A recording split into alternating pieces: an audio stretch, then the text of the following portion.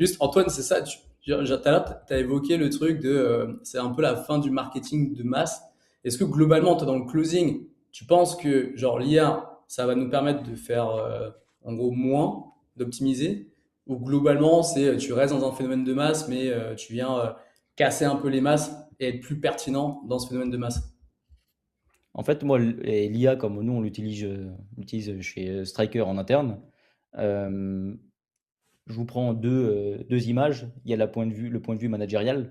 Ça nous aide notamment pour avoir une vision très précise sur ce qu'il faut modifier et ce qu'il faut optimiser auprès du sales. Ça, c'est le point aussi très important et névralgique. Donc, partie managériale, on gagne beaucoup de temps. Par contre, pour la partie sales, c'est là où je mets un point d'orgue, en tout cas pour les sales, de ne pas se défocus sur c'est quoi leur métier concrètement, et c'est d'être là avec la personne en face, de comprendre les points de bascule, en tout cas, qu'il va pouvoir amener, notamment dans ce R1 et dans ce R2. Mais quand tu es parasité par des outils externes type IA, pour moi, ça te Hmm. flingue. D'accord. Et la vente, mesdames et messieurs, ça existe depuis des siècles et des siècles.